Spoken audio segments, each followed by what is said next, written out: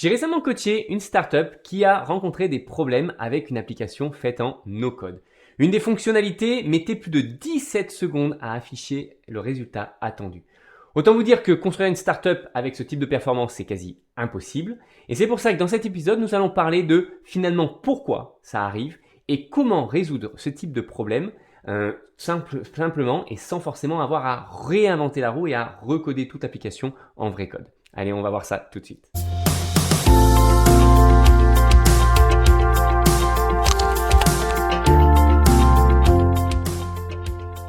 Bienvenue, vous êtes fondateur, vous n'avez pas de compétences techniques, pas de panique. Avec le Startup Snack, on vous donne toutes les clés pour piloter votre startup sereinement et c'est disponible sur YouTube et sur podcast.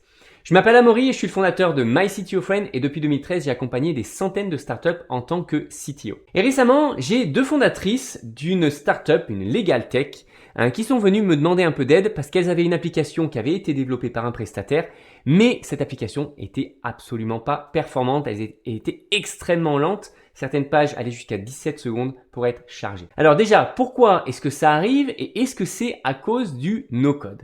Alors, la réponse est oui et non en réalité. Ça arrive parce que finalement le no-code a quand même certaines limitations. Des limitations qui ne sont pas en termes de fonctionnalité mais sont en manière de coder les choses, de structurer les choses d'un point de vue algorithme. C'est-à-dire qu'on ne peut pas faire tout ce que l'on souhaite. Si on souhaitait développer un vrai bout de code, un vrai algorithme, on pourrait l'écrire de la manière que l'on souhaite, avec les raccourcis qui vont bien pour être extrêmement performant. Mais parfois, en no-code, la fonctionnalité qu'on souhaite n'existe pas, donc il faut trouver des moyens de contournement.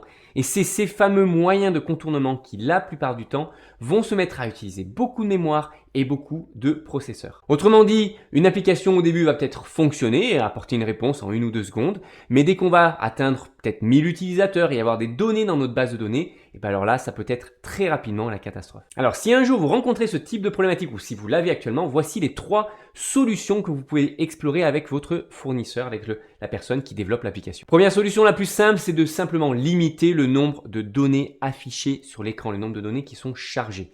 On va simplement chercher à afficher une seule page à la fois. On va utiliser ce qu'on appelle la pagination. Alors ça peut être une semaine à la fois si c'est un calendrier, ça peut être une page de recherche à la fois en limitant peut-être à 10 résultats, etc.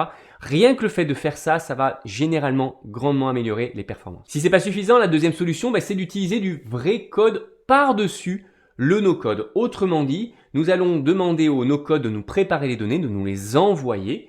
Pas forcément filtrées, pas forcément mises en forme, mais simplement nous envoyer les données des bases de données et on va pouvoir les traiter avec un code qu'on mettra par-dessus l'application et qui permettra d'afficher exactement le résultat attendu, les interactions attendues par notre utilisateur. C'est évidemment un petit peu plus complexe que de faire simplement du no-code et ça va demander un petit peu de compétences en développement, pas forcément extrêmement poussé, mais ça en va demander un petit peu. Et maintenant, si ça ne suffit toujours pas, alors là, il faut sortir l'artillerie lourde, il faut passer sur externaliser les parties de l'algorithme qui font que c'est trop lent et les externaliser à un autre composant logiciel et autrement dit créer ce qu'on va appeler un microservice. Alors prenez pas peur, il faut simplement demander à un développeur de développer un petit bout de code qui va processer et réaliser l'algorithme compliqué. Typiquement, j'ai eu le cas pour une startup avec qui je travaille depuis quelques années. Quand on a lancé le développement sur Bubble, etc., très rapidement, on s'est heurté à des problématiques de performance. C'est un marketplace avec énormément de critères de matching entre ceux qui veulent acheter et ceux qui fournissent un service. Et cet algorithme-là était beaucoup trop compliqué avec beaucoup trop de composants pour simplement être réalisé par Bubble. Donc, on a embauché un vrai développeur, quelqu'un qui savait pas du tout comment fonctionne Bubble, et on lui a spécifié ce que l'on voulait mettre dans ce bout d'algorithme. On lui a dit voilà, nous allons synchroniser les données de nos utilisateurs à chaque fois qu'ils vont mettre à jour leur profil. Donc, on a une espèce de web service qu'on appelle un web service techniquement où on synchronise ces données-là et on a l'algorithme qui est capable de réaliser le matching. Tenez-vous bien, non pas en 1 minute comme c'était le cas, mais en moins de 100 millisecondes.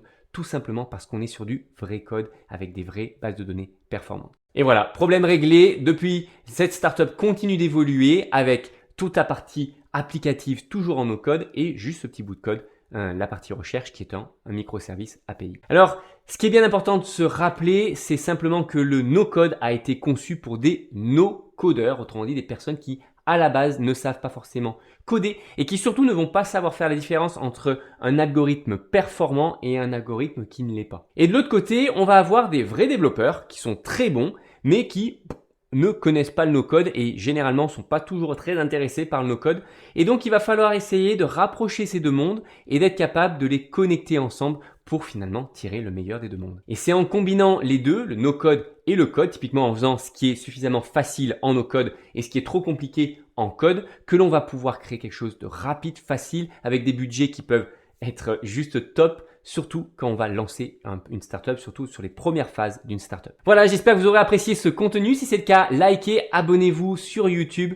Et si vous êtes intéressé pour recevoir chaque semaine de nouvelles astuces sur comment monter ou scaler sa startup, ou si vous avez des questions, n'hésitez pas à nous mettre un petit commentaire sur YouTube ou sur Instagram et allez sur mycityofriend.co. Et je vous dis à très vite.